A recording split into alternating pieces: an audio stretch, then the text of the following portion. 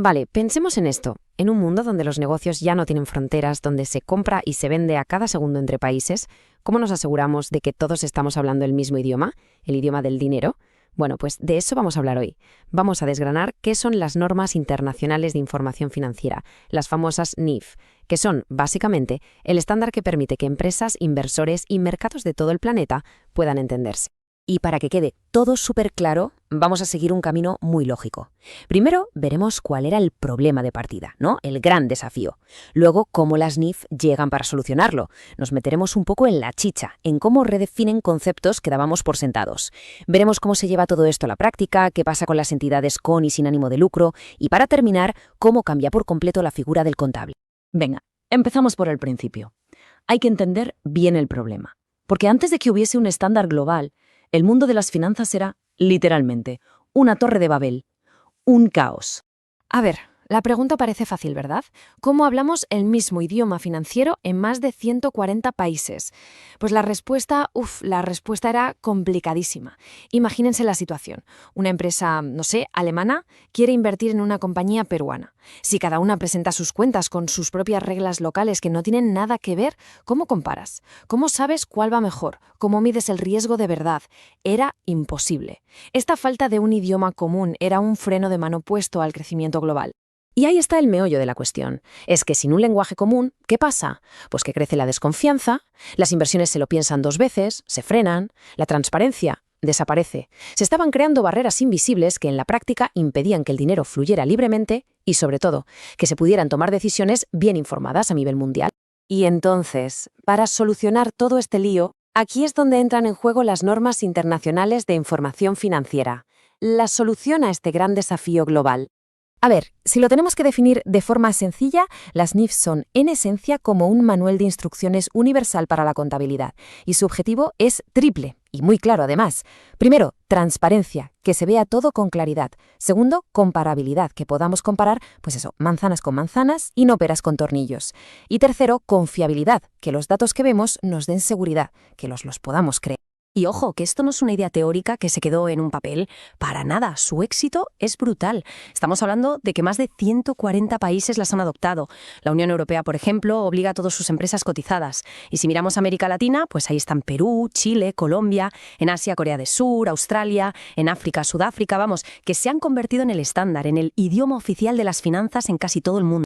Vale, ahora vamos a meternos un poco más en harina, a ver cómo las NIF cambian las cosas por dentro. Porque esto es importante, no son solo un libro de reglas y ya está, no, son una auténtica evolución en la manera de pensar la contabilidad, algo que quedó muy claro con el marco conceptual que se actualizó en 2018. Mirad, aquí hay un cambio de mentalidad que es fundamental. Vamos a fijarnos bien en la definición de activo. Antes, ¿qué era un activo? Un recurso que la empresa controlaba. La palabra clave era control. Ahora, con las NIF, un activo es un derecho presente que tiene la entidad. ¿Ven la diferencia? Pasamos de controlar algo a tener derecho a algo.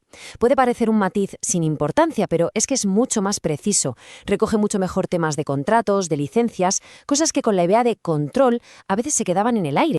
Y con los pasivos pues pasa algo muy parecido. La definición también evoluciona, se vuelve más directa. Antes se hablaba de que la empresa espera desprenderse de recursos para cancelar una obligación. Ahora es más simple. Es una obligación presente de transferir un recurso económico. Punto.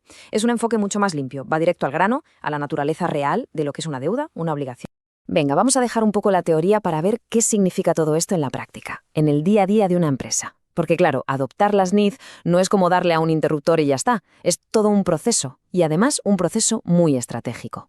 El proceso, cuando una empresa lo hace por primera vez, se puede resumir en 3 pasos gigantes. Lo primero, hay que sentarse y elegir las políticas contables que se van a seguir, asegurándose de que cumplen con las NIF.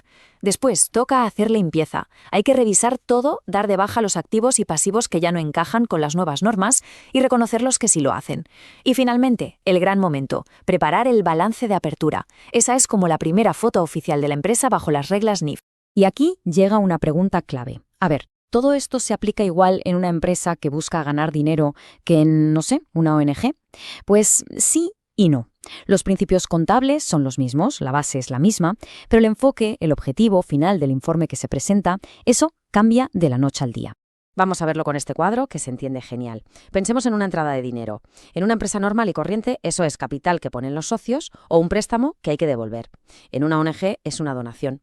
¿Y si compran material? Para la empresa es inventario, un activo que va a vender para sacar un beneficio. Para la ONG, ese material puede ser directamente un gasto para llevar a cabo su misión. Es el mismo hecho económico, sí, pero la interpretación contable es totalmente distinta. Todo depende del objetivo final. Entonces, al final, todo se resume en esto, que es el punto clave. El objetivo del informe financiero no tiene nada que ver. En una empresa que busca beneficios, el que pone el dinero, el inversor, se pregunta: ¿esta empresa gana pasta? ¿Puede pagar sus deudas? Le preocupa la rentabilidad, la solvencia. En cambio, en una ONG, el que dona el dinero quiere saber otra cosa. ¿Mi dinero se ha usado bien? ¿Se ha cumplido la misión? El foco está en la eficiencia, en cumplir metas sociales. El idioma, las NIF, es el mismo, pero las preguntas que se responden son radicalmente diferentes.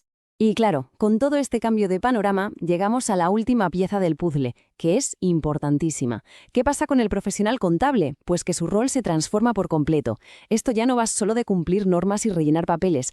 Esta cita que vemos aquí lo clava, lo resume a la perfección. Dominar las NIF ya no es solo un requisito técnico, un saber hacer. No, se convierte en una herramienta de liderazgo, en la base para poder tomar decisiones estratégicas, para hacer a la empresa más competitiva.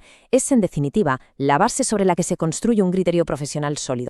Así que la conclusión es bastante clara, ¿no? El profesional que de verdad domina este idioma universal deja de ser esa figura del tenedor de libros, el que simplemente apunta lo que ya ha pasado.